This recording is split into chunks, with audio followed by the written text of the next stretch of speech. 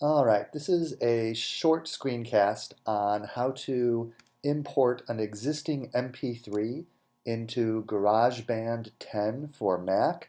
I'm doing this early in 2017. This is for a colleague of mine, but I'm going to save it to YouTube, partly for convenience and partly because other people, maybe I'll point it to someone else to it sometime.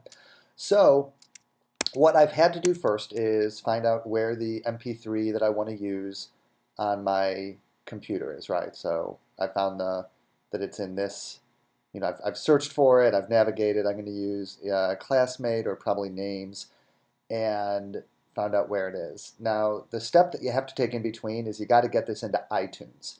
That is, GarageBand isn't going to be able to see it unless it's in an iTunes library or an iPhoto library or one of these others, but it can't just be sitting on your desktop. It has to be in one of these Apple places. So what I did is I went to iTunes, I went to Add to Library, and I navigated to it, and I opened it, and that brought it into my iTunes library, where it is now, right? So it's just an MP3 that can be played, and so on. So now I go to GarageBand, and I'm going to open a new project and go to voice because I'm creating a voice project. The idea here is that we're importing probably a lecture that we've done that has maybe some dated information that we want to cut out and replace so that the lecture can be used again because we didn't realize we were putting,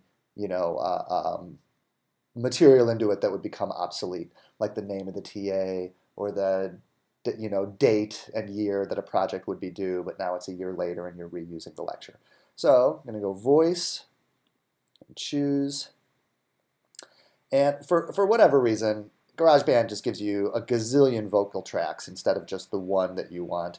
So I'm just going in here and I'm going to keep narration vocal. I'm going to go down to bright vocal, and I'm going to use the delete track shortcut to just delete all these ones that I don't want, and they all go away.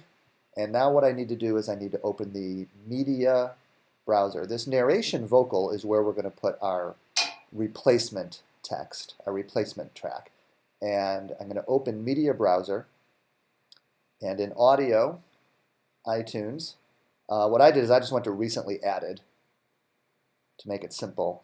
And let's work with the names one. So what I'm going to do is I'm going to drag names not into the narration vocal track, which I could do, but into the blank space underneath it.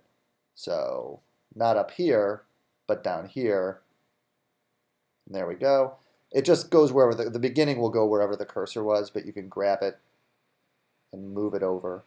The first thing I see is I've got about 3 seconds of empty space at the beginning of this, and as long as I'm here, I might as well get rid of that. So, but by clicking in this area here, I create the little bar that tells me where we are in the thing. And I'm just going to go back about a second from the beginning, maybe after this little pop that happened here, and I'm going to cut. So the way we do that is edit, split regions at playhead, or Command T. So you do that there. This one is selected currently. I'm going to select this one by clicking on it and just hit delete. There goes most of that blank space, and then again I'm just going to drag this to the beginning, and I feel like I'm ready to go. So I'm wearing headphones right now, so you won't be able to hear if I play this, but if I do start playing, I can through my headphones I can hear this. So you might listen to it and sort of listen to what you've got there. Make sure you've got what you want and are starting where you want to. Now I'm going to select the part of it that I want to get rid of. And again, I realize, I'd like for you to be able to, I could select something that you can hear and try to do a sensible edit, but I'm doing this with headphones and you won't be able to hear it. So let's assume that I've listened to it and I know that what I want to get rid of is from here to here and replace it with something else. Like maybe I said, welcome to this class of 2015, and now it's 2017. And I just want to change it to generic thing, so I don't have to do this every year, right? So I want to change it to welcome to the new semester. So welcome everybody to this 2015 class, and I'm going to get rid of that and say welcome to the new semester. So I'm going to cut it, I'm going to split it there, And I'm going to split it there. I'm going to select the part that I don't want anymore, and I'm going to hit delete. There it goes. And now I want to record the replacement text. So first I'm going to mute this, because while I'm hitting record and recording this, I don't want this playing and distracting me on this, around that. So let's move our playback head more or less to the beginning, and it doesn't have to be perfect because I'll clean it up, but I'm going to say, this just said welcome, and I'm going to say, to the new semester. All right, so here we go. I'm going to record. To this new semester. I hit stop, and I play over it until I know it sounds the way I want it to sound. The volume I've tried to recreate the conditions of when I first recorded this, using the same headphone, being in the same space. I want the volume level to be about the same, which I can adjust over here if I need to. But the idea is to get it to match as closely as possible, obviously. And so now I'm just going to take this playhead, and it's going to snap to grid right at the point where I want it here. I've got this one selected, not this. I've got this one select. See how you can select? I've got this one selected, and again, I split, choose the piece I don't want. It goes away. Move the playhead till it snaps to grid here. Make sure this is selected, split, delete the one that I don't want. And then if I just put the playhead at the beginning and play it through, see what I forgot to do? I forgot to unmute over here. Now that's unmuted. And I play it through, and I can hear it in my headphones. Good.